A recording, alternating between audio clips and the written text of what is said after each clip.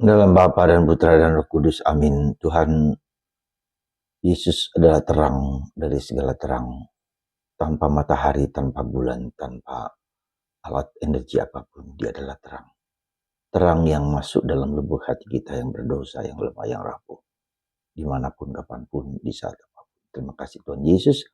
Semoga Engkau menerangi hati, pikiran, budi kami yang rapuh, yang gelap, yang jahat, untuk mengembalikan kepadamu. Terpujilah namamu kini dan sepanjang masa. Amin. Saudara, Yesus adalah terang. Kota Zebulon dan Naftali yang dianggap sebagai kota kafir, kota yang jahat, kota yang berdosa karena kebersatuan sinkretisme antara tradisi Yahudi dengan tradisi asing. Zebulon dan Naftali adalah daerah yang dijajah oleh orang Asyur sehingga mereka saling saling berkaitan satu sama lain. Katakanlah di daerah Galilea, ya, dari Galilea sebelah utara, di mana di situ disebut kota Naftali, Zebulon, ya, dua dari anak-anak dari Yakub. Nah, sekarang ketika Yesus datang ke kota Zebulon dan Naftali, maka kota itu dianggap sebagai kota yang mendapatkan terang dari Kristus. Ya. Kota Zebulon dan Naftali adalah diri kita masing-masing. Ya, Zebulon dan Naftali adalah hidup kita masing-masing. Ada bagian hidup kita yang kacau balau, yang berdosa, yang lemah, yang rapuh. Ya. Kita semua memang adalah anugerah Tuhan. Tuhan memberikan daya ilahinya kepada kita, kepada Anda, kepada semua. Seluruh daya ilahi diberikan kepada kita, diberikan rahmat yang berlimpah, diberikan talenta yang luar biasa, ya. Diberikan bakat yang luar biasa untuk semakin mendekat kepada Tuhan. Tapi seringkali kita jauh dari Tuhan. Dan itulah yang mau mengatakan Zebulon dan Naftali adalah diri kita masing-masing. Bagian dari diri kita masing-masing. Maka bagaimana Kristus sebagai terang itu masuk dalam diri kita? Yaitu dengan kita mengizinkan. Sekali lagi kata mengizinkan. Bukan membiarkan, kita diamkan. Tapi mengizinkan, Tuhan, aku mengizinkan Engkau masuk dalam diriku. Ya, mau membereskan kelemahan-kelemahanku, keberdosaanku, kerapuhanku. Mengizinkan. Kata itu penting bagi kita supaya kita sadar bahwa yang membuat kita tidak bahagia, yang membuat kita tidak damai, yang membuat kita tidak tentram, yang membuat kita gelisah, disitulah kegelapan itu. Lalu Tuhan hadir, izin. Dan kita bersyukur kepada Tuhan bahwa tidak seluruh diri kita menjadi gelap. Ya, maka kegelapan itu juga bukan hanya dalam diri kita, tapi terutama dalam diri kita dulu sebelum kita berdoa bagi orang-orang lain. Ya.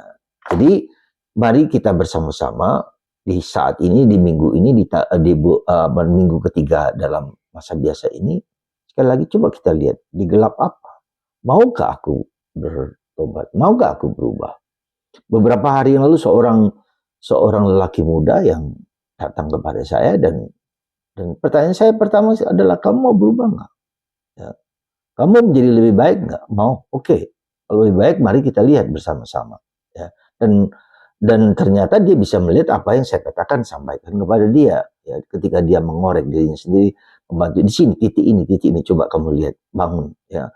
Dan terutama datanglah kepada Tuhan, karena dia sudah semacam agnostik. Ya. Agnostik itu adalah apa? Dia percaya Tuhan, tapi dia nggak peduli gereja. Dia percaya Tuhan, tapi dia tidak peduli, tidak mau bekerja sama dengan Roh Kudus, ya, dengan dengan dosa, dengan kelemahan dan keterbatasan. Dan umat kita sebetulnya mungkin sebagian besar adalah agnostik, ya.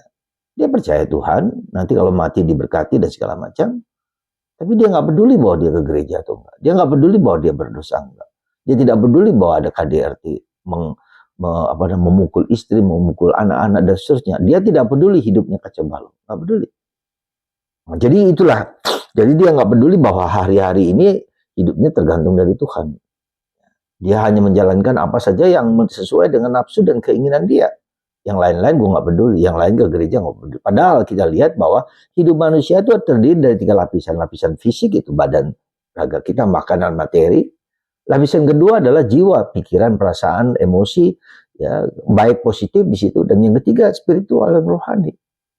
Nah, apakah kita secara seimbang menghidupi, memberi makan kepada materi kepada materi, kita pasti makan, jelas tidur butuh makan. Ya. Kemudian apakah kita juga memberikan kasih sayang kepada diriku sendiri, kepada orang lain, kepada sesama, memberikan damai, ataukah apakah aku juga memberikan kesempatan kepada Tuhan, mengizinkan Tuhan untuk membentuk hidupku, untuk memberikan yang rahmat yang besar, yang ribuan talenta diberikan pada kita, untuk kita kembangkan dengan baik. Maka mari saudara, kita merenungkan sekali lagi ketiga aspek ini yang saling menyatu, saling melengkapi ini, menjadi kekuatan bagi kita untuk memuliakan Tuhan. Kita puji Tuhan, kita muliakan Tuhan di hari Minggu ini. Berkat Tuhan atas Anda semua dan kita semua, Bapa, Putra, dan Roh Kudus. Amin.